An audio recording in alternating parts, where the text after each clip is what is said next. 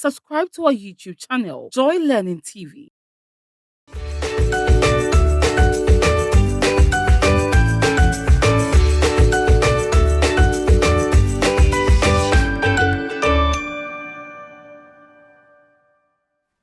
Hello students, welcome once again to Senior High School Hour on Joy Learning Channel. This is Kojo Usuapia once again. I'm going to take you through general knowledge in art for today, and we are looking at printmaking. If you have already looked at or taken a look at the previous videos, we did part of printmaking, but today we are moving ahead to another part of printmaking. So, what are the lesson objectives for today? You, my student, will be able to explain the terms relief or block printing and frottage. Again, you should be able to design and print with relief blocks. And lastly, you should be able to print using the frottage method. So we are going to carefully go through this, get your parts ready, get your pens and so on and so forth, pencils, whatever you need, and take a look at this particular lesson. So the first question that we'll ask ourselves, what is block or relief printing? So block printing involves making a print from a raised surface. So a raised surface is referred to relief. Relief blocks can be made from wood, lino, foodstuffs, and so many other things that you can think of. Again, block printing is a relief printing technique that uses carved material, mainly wood or lino or rubber, to transfer ink onto fabric or paper. The block serves as a stamp, with the final product resulting in a mirror of the carving. So these are two definitions that you can take a look at. Then, what are the block or what are involved in the block printing processes? These are some of the tools that you need. So I've tried to identify general tools and materials that you need. So I have knife, chisel, gauge, corrugated card, cardboard, pencil, marker, printing paste or ink, foam, an artist brush, masking tape, tracing paper, wood, lino, foodstuff like yam, cassava, cocoyam, fabric. So these are the general tools and materials that you need. Obviously, yes, you wouldn't be needing all of them together. Once you identify which particular block printing that you want to make, you pick from these tools and materials that are provided from you. And I still believe there are other tools and materials that you could still add to the ones that I have on your screen. Now, how do you go about the block printing process? So first, you draw your design on the block using a pencil or pen or any appropriate tool. Then you use a gouge or knife to carve away the negative parts of the block. Then you use your printing paste, you apply it on the block using an art brush or ink roller or what we call a brayer. And then next, you print by stamping on the substrate, which could be your paper or fabric, and so many other surfaces using the block.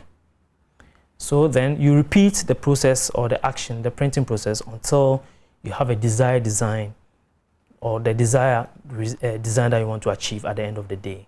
So this is the processes that you have to go through. So without much ado, I want us to try something very small practically so that we see how these processes can be used to make your projects in the classroom. So let's have our practical section. Join me.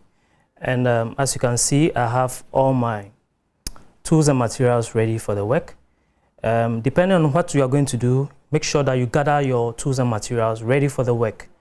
Don't be going around looking for a particular object that you have not already placed on your table. Make sure that everything is in place for your work. In this particular instance, I'm going to use a lot of things. So just to give us an overview of what to do when you are back home or in your schools doing your practicals. So let's go through the block printing processes once more. So here I have a foam. You can use the foam to make your block. So in this instance, you best of all, need a marker where you can draw directly. You can draw your design directly onto it. Because it's soft, it's a little bit difficult to trace things on them. But even though, you could also help yourself with the carbon paper if you want. So you could easily just draw your design directly. As you can see, you draw it directly on the object or the foam, and then what you are going to do is cut out the negative parts of the design. Okay, so to make it a little quicker for you, as you can see, I have a design and I use the marker to draw it directly. I said you could also use a tracing paper if you are confident enough and you try it and it works, to make your shape. In this case, it's not even going to appear, so just use the marker or a pencil and you get your design well done.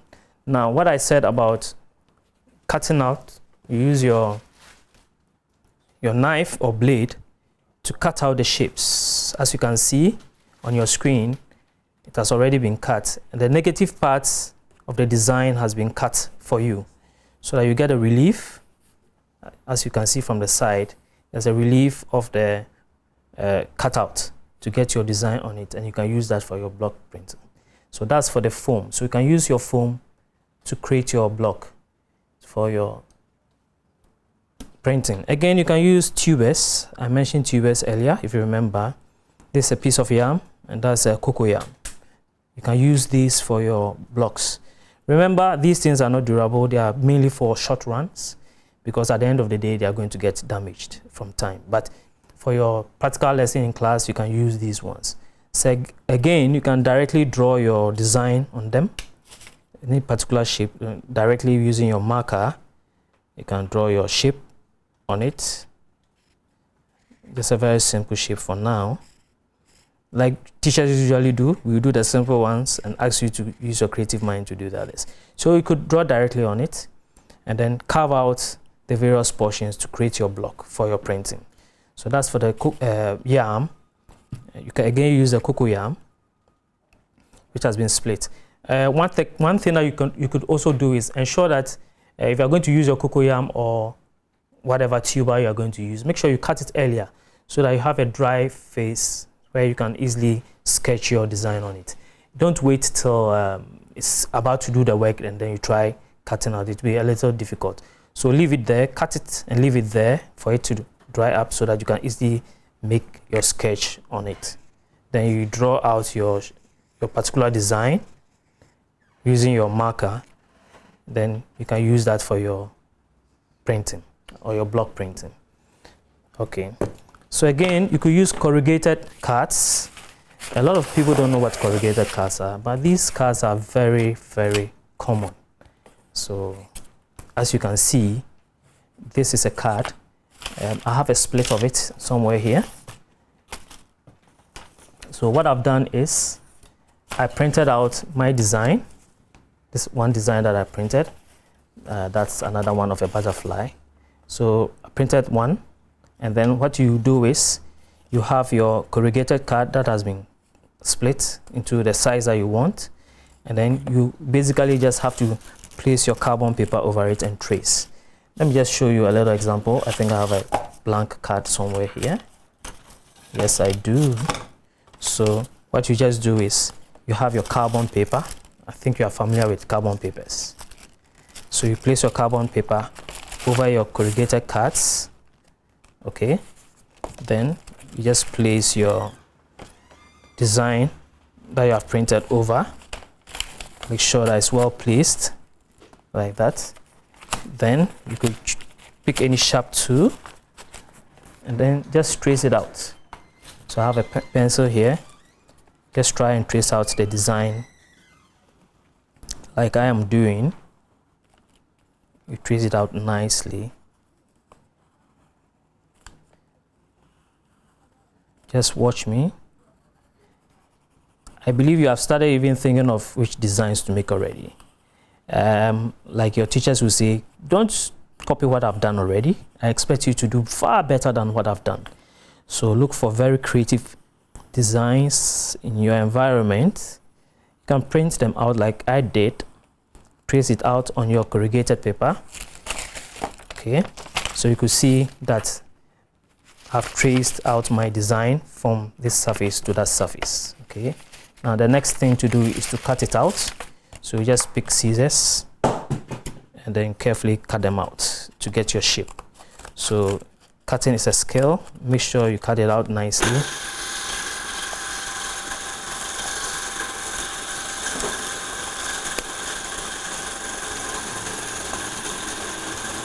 So cut out the shapes and then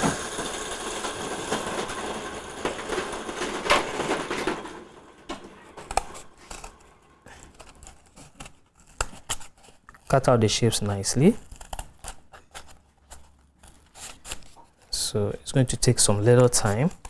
So what I've done is I've already created one for you, which I'm going to show to you. So you cut out your shape very nicely. Okay, so you are going to get something like this. So you cut out your shape from here, and then what you're going to do is get another corrugated card which is blank, and then paste your various cutouts from it. So you're going to get something like this. So you are going to use this for your relief. Okay, so that makes a block for you to do your printing. You can make so many designs of your choice. Get as many interesting designs as you want. Let me just make a little print from these ones and let's see how it looks like. Okay, so I've just used my card to do my corrugated block. Good. So let me quickly just make just one print. So let me just paint it off with a brush. Make sure it's evenly coated.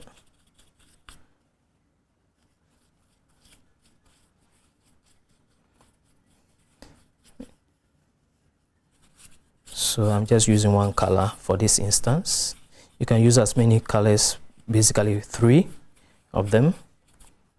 Ensure that your block is well coated. Okay, good, and just make a print out of it. So there you have it. You stamp it, apply some pressure over there, the top, okay, and then lift it up gently. Okay, it's very faint. Let me make it a little more thicker to get more print out of it. Okay,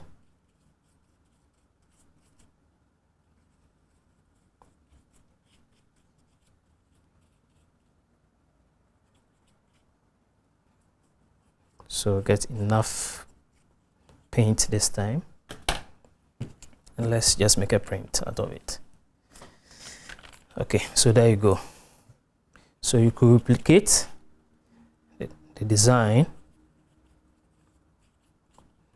So usually it doesn't look interesting at the first print, but as and when you progress, you make something more interesting. But this is just to try your block. So make sure you design the block very well and then use them for your prints. Okay, so let me just make 4 of these.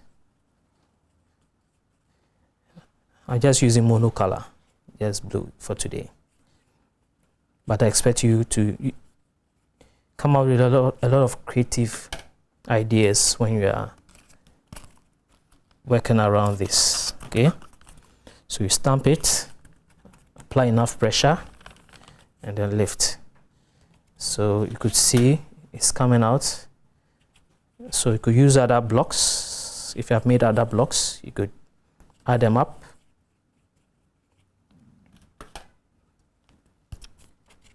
So again, you can print it up. Good. Good. So there you go. You can make a very simple print out of these. You can change the colors as and when you want, but just make sure you use at least 3 colors, at most 3 colors, if I may say, so that you don't get the eyes going all over the work. So this could be a demonstration for a very simple one. You could also use the foam. If you have the foam which is already made for you, yes, you could also apply the color. So there you are. Apply the color. just to demonstrate how you apply the color on your foam if that's what you're going to use for your work. So you need to carefully apply your foam on the raised surfaces. And remember, the foam is very soft, so you need a little amount of more colors to be able to smear all the surface of your foam. So try and get it well done.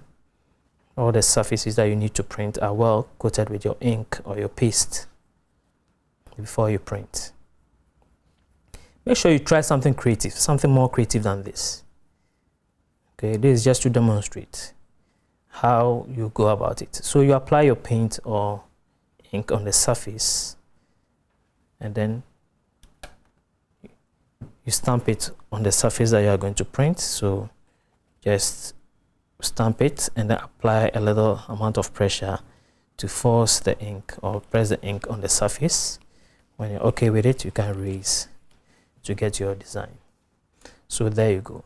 So you can replicate the designs all over to get the desired design that you want.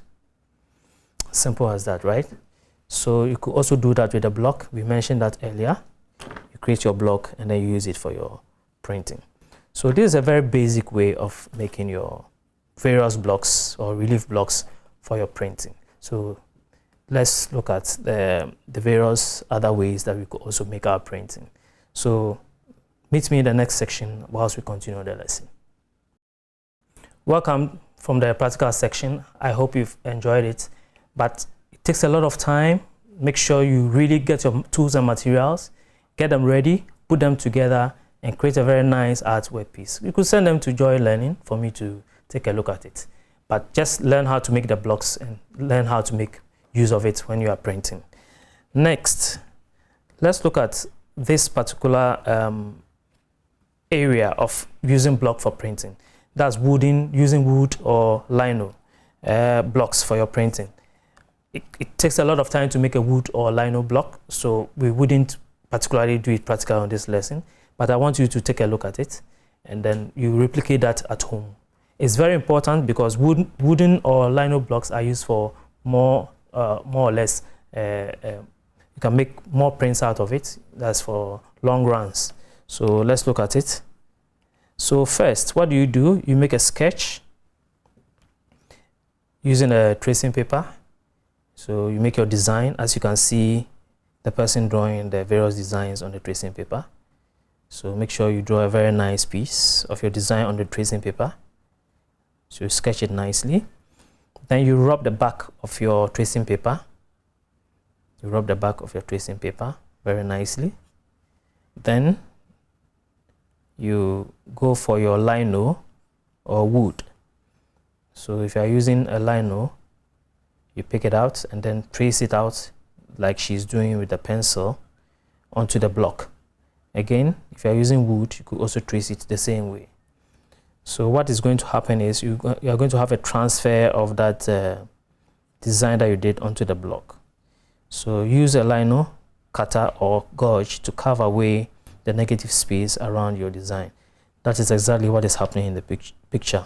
So she's using a gouge, a lino gouge, to carve away the negative parts of the space. She's already started from there, as you can see, and then she's continuing to the next parts. Then you prepare your fabric where you are going to do your printing.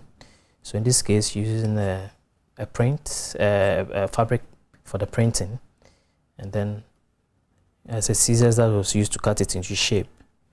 Then you need these tools and materials. So you need a flexiglass, you need a shallow container where you can put your color, you need a rubber brayer, that's a rubber brayer right in your picture, and then you need your water-based ink, that's the ink placed over there, that's your block, and of course you need your fabric. So once you have this in place, you are ready for your work. Notice how the block has been cut out already from the previous designs or steps that we did earlier. So everything is ready. So what you do next is you spread your paint or ink over plexiglass, and then use your ruler to spread the ink. And there you go. I'll just do well to, in some of the lessons, in subsequent lessons, I'll bring these rulers and then demonstrate so that you see exactly how it's really done. But then you have this, so you spread your ink over the plexiglass and then use it to roll over your block. So make sure your block is evenly coated with the ink so that you can get the print out from the various parts of your design. Very, very important. Then you make a print. So this is a test print actually. So you can test print on a paper. In this case, they are using a brown paper. So test the print on a scrap paper or brown paper. And as you can see it, that's the print and how it's going to look like. Next, you can bring your fabric. In this case, we're using a fabric. And then make a very nice printer. So roll the ink on your block and stamp on the fabric using even pressure. And repeat the printing process until you have your desired pattern that is made. You can see a very nice, beautiful pattern over there. So this is how to basically use your block for printing. Next, we are going to discuss frottage. Frottage is a very, very interesting way of printing and very, very popular among students. So I'm going to show you just how you could be very creative using this technique or this type of printing. So what is frottage? It's derived from the French word frotter, which means what? To rub. So it is a technique of obtaining an impression of the surface texture of a material by placing a piece of paper over it and rubbing it with soft pencil or crayon or whatever material that you can use, but make sure it is soft enough to bring out the impressions from the surface. So tools and materials that you need a soft pencil or crayon, you need thin paper. Take notice of this, don't go for thick paper. It will be very difficult for your impressions to show if you are using thick paper. So go for thin paper like bond paper. Then you can get your textured objects like leaves, shells, coins. There are limitless amount of textured objects that you can use. Then you get a padded table where you'll be doing your work. So how is the processes, or what are the processes for making your frottage print? So you go for you collect or gather your textured surfaces of your choice. Then you arrange or organize the objects to a desired pattern. Then you place your sheet of paper or soft paper over the textured surface, and then you rub gently back and forth with the side of the pencil or crayon, whichever material that you are using, to pick out the impression onto the paper. Then you press harder enough to make the impression from the textured surface more visible. So you're going to start with a very soft way of applying the pressure, and with time you make it more harder so that you can get the various portions. So let's try this in a few minutes and see how it's actually done. Let's try to get a very nice frottage piece. So join me in this short practical lesson. Okay, so welcome to the section of the frottage printing. Like we said, your materials, yes, you need a bond paper, soft enough. Make sure you don't go for a harder paper because you're going to have a lot of problems with it. So get a softer one. Then get your textured objects. Here I'm just using leaves for today. Go out there and look for very creative objects, okay? So that you could have a very nice design. But I'm just picking these ones just to illustrate to you how they are done. So I have some variety of leaves with different sizes. I just got them from outside my environment. So get different sizes and various shapes of your choice. Then I'm not using pencil today, I'm using pastel. So I'll just pick 3 of them. Yes, I like these colors. I'll just pick 3 of them and put them on the side. So the next thing to do is to arrange your objects. Remember, you are going to wrap, so your object should go or be arranged under your paper. So what I'm going to do is, I'm going to pick my objects and then arrange them in a particular way that I want. So let me do that very quickly. Again, the teacher will go for the simple one and ask you student to go for a more complex, a more beautiful one, right? So let me just arrange arrange some of these objects all over. Remember, they're all going under, you place the paper over them.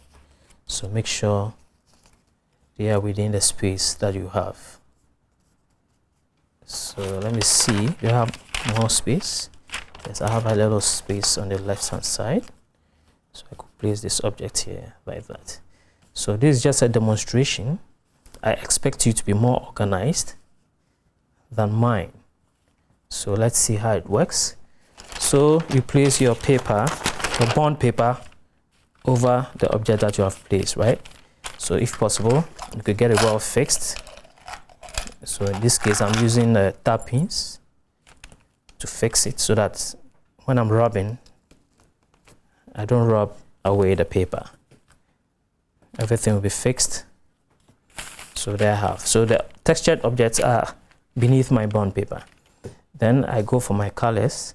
Now I have these 3 colors. I'm sure by now you've learned that whenever you are using colors, you go from the lighter to the darker. So I'll start with the yellows.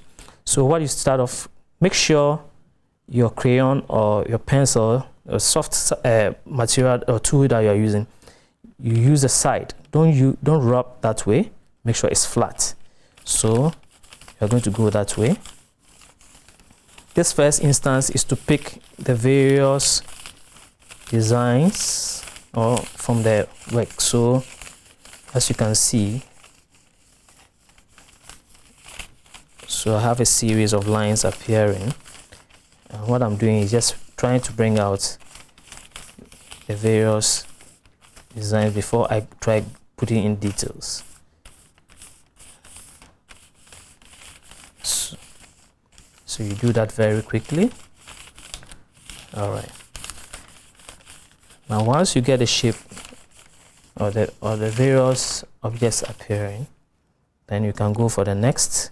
So I'm going to start with the reds. You do that gently. Try and blend. Again, the teacher will go for the very simple ones and ask you students to go for a more complex one. So you rub gently to bring out your various shapes.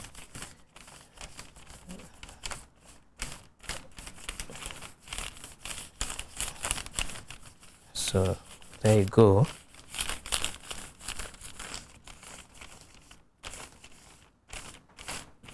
Then lastly, I'll go with that.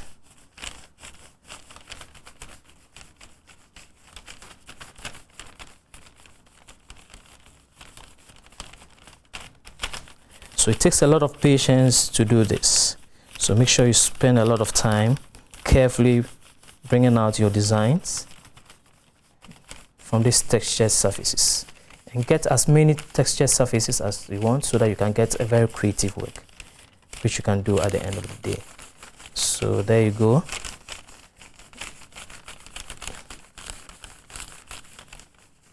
So pick them out.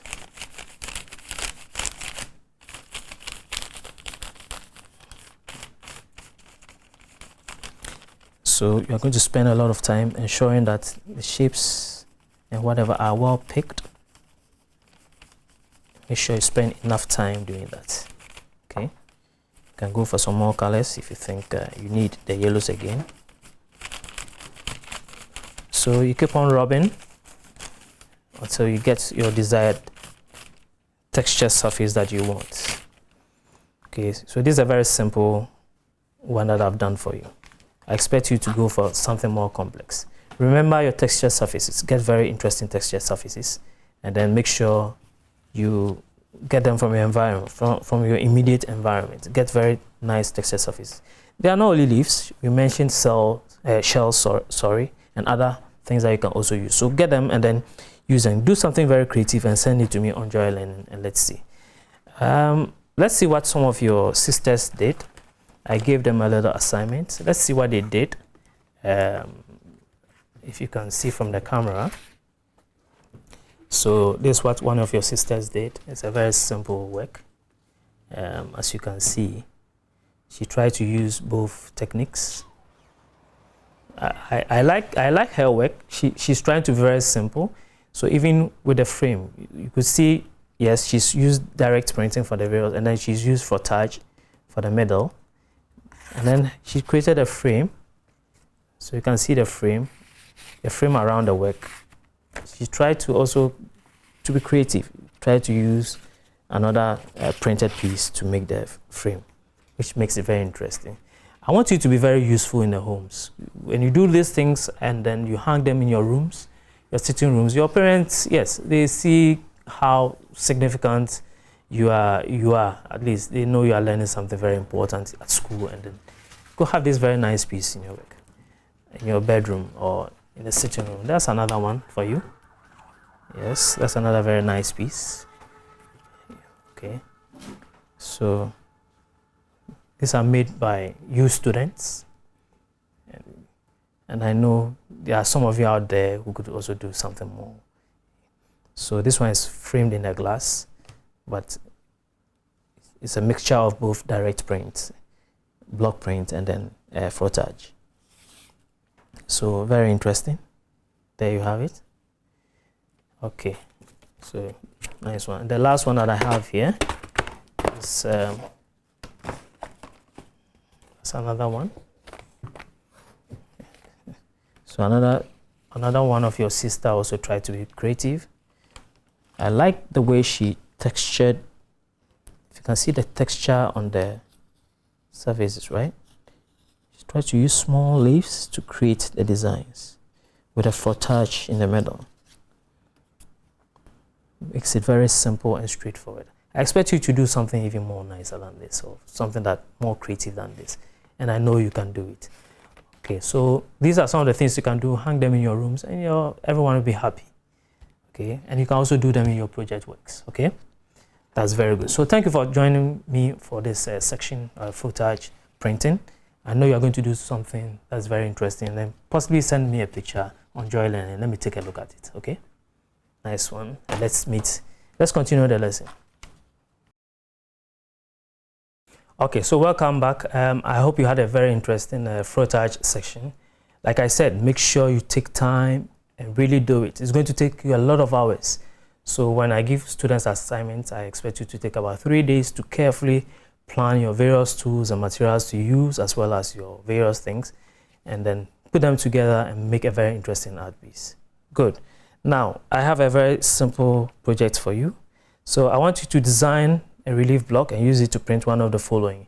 Since we are getting closer to Christmas, I want you to create a seasonal card for Christmas. So use the block print method to create it. You could also create a paper wrapper for a birthday gift. It's possible someone's birthday is just around the corner. Use the block or relief print method to create a very simple paper wrapper for that person so that you can use it just to wrap the gift for the person. Make it very interesting, and don't just buy them. You could just create them in the house, and that could be very interesting. Again, collect interesting natural and man-made textured objects and print using the frottage technique, so you can frame the work and use it as a wall hanging for your home. Be very useful in the home. Make use of these things, and your parents will always be proud of you. That is the essence of general knowledge in art. Just spreading creativity all over, looking at things around you and then using them to create something that's very interesting. Thank you for joining me. I hope you've had a very interesting session today. My name is Kojo Usuapia once again. Join me and be very creative. Keep on learning till we meet in the next lesson. Bye-bye.